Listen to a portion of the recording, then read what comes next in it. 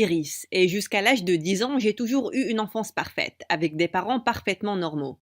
Puis un jour, maman a soudain décidé de devenir religieuse, et elle a totalement perdu la tête. Soudain, je n'avais plus le droit de lire quelque chose qui contenait le mot magique. J'ai commencé à sortir les livres d'Harry Potter en douce de la bibliothèque, et je les ai cachés sous mon oreiller. Mais un jour en sixième, je suis rentrée pour trouver maman en train de faire un feu. Et à mon horreur, j'ai vu mes livres par terre. Je t'ai dit que je ne voulais pas que tu lises des manuscrits diaboliques. Viens ici et jette-les au feu. Tu es folle, maman. Je ne vais pas les brûler. Je n'ai qu'à sauver ton âme alors. Et après ça, elle les a tous balancés dans le feu. J'ai dû utiliser tout mon argent de poche économisé pour acheter de nouveaux livres à la librairie. Mais en cinquième, maman est devenue complètement folle. Papa nous a emmenés à une fête chez son patron. Et peu de temps après, j'ai remarqué que maman n'était pas dans la pièce. Je suis allée la chercher et je l'ai trouvée dans le bureau en train de couper un tableau avec un cutter. Maman, qu'est-ce que tu fais? Cette peinture est diabolique. Je peux sentir la présence du diable dedans. Il s'est avéré que la peinture diabolique valait une fortune. Papa n'a pas été seulement viré, mais il a aussi été poursuivi en justice. Il a dit qu'il ne pouvait plus supporter maman et il est parti pour de bon. J'étais furieuse contre maman. Mais je ne pouvais pas l'être pendant longtemps parce que le lendemain, elle a annoncé qu'elle était enceinte. Papa était injoignable. J'étais donc tout ce qu'elle avait maintenant. Et 8 mois après, c'était moi qui appelais les urgences quand elle a perdu les os.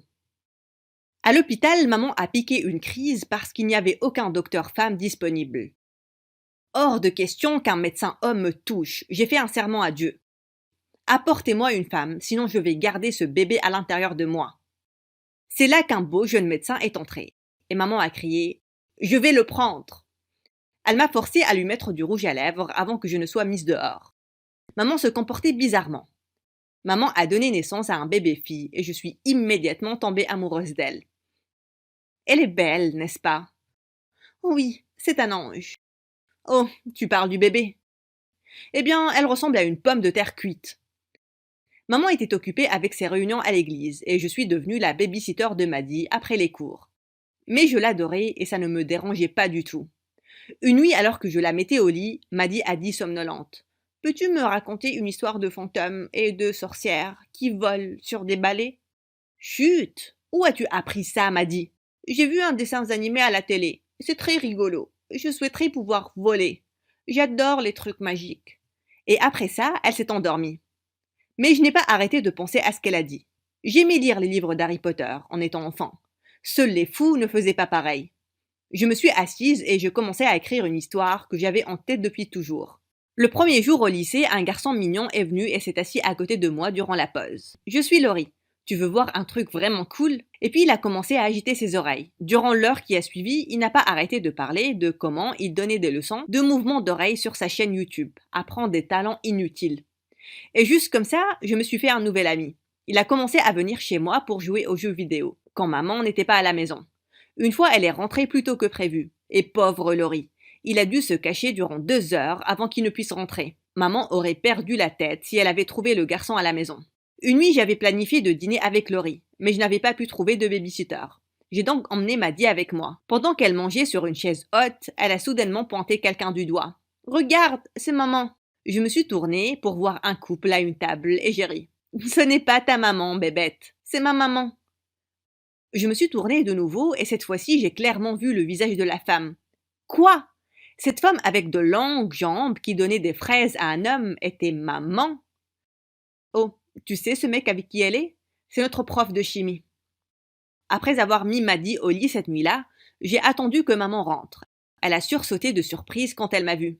« Bon sang, pourquoi tu es toujours réveillée, Iris ?»« Maman, enlève ton manteau. »« Quoi?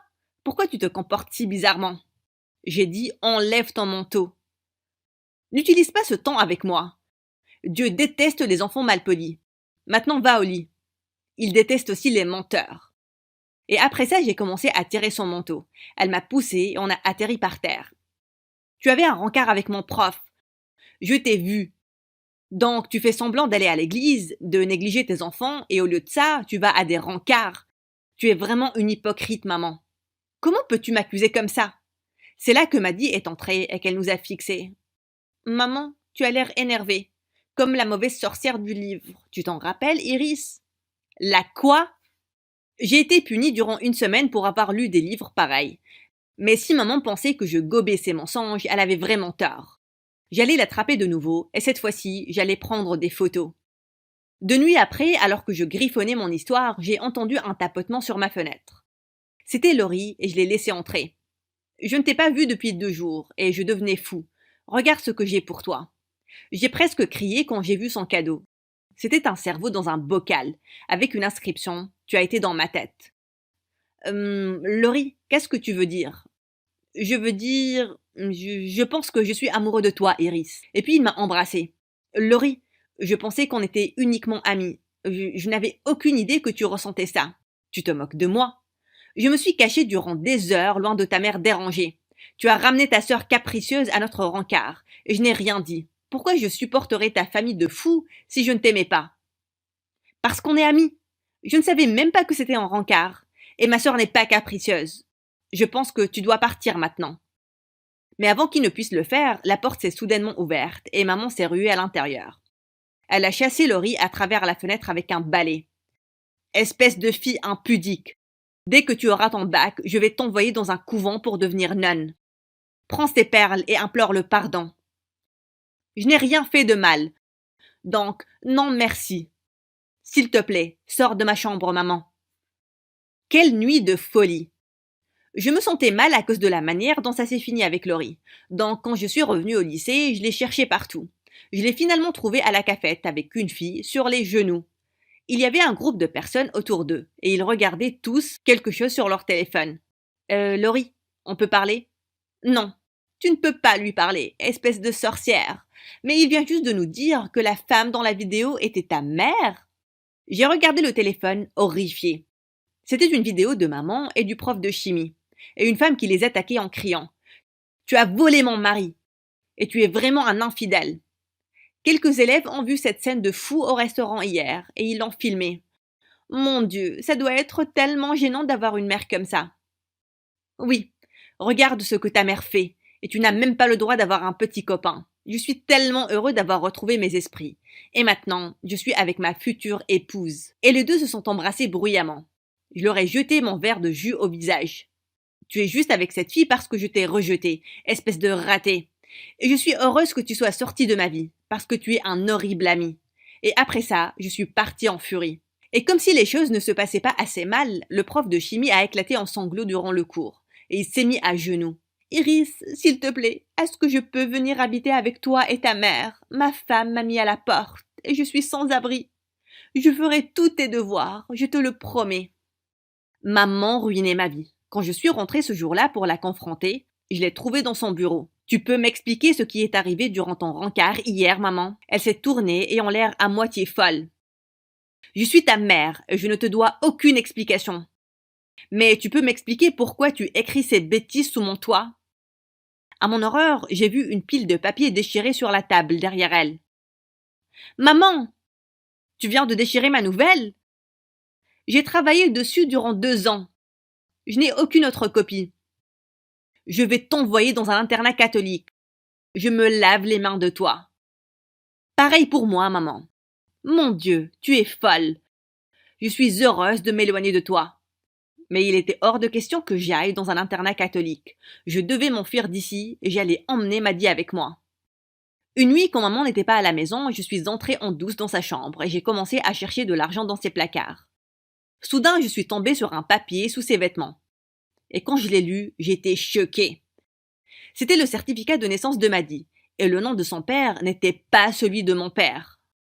Oh mon Dieu, mon père n'était pas celui de Maddy? J'ai décalé mes plans de fuite et j'ai décidé de chercher le père de Maddy. Je l'ai cherché en ligne et il s'est avéré être un homme d'affaires milliardaire. J'ai pris rendez-vous avec sa secrétaire, faisant semblant d'être une journaliste qui voulait écrire un article sur lui. Le père de Maddy m'a accueilli dans son bureau. Mais son sourire a disparu quand je lui ai balancé la bombe. Je lui ai montré une photo de maman et le certificat de naissance de Maddy. Il avait l'air d'avoir une crise cardiaque.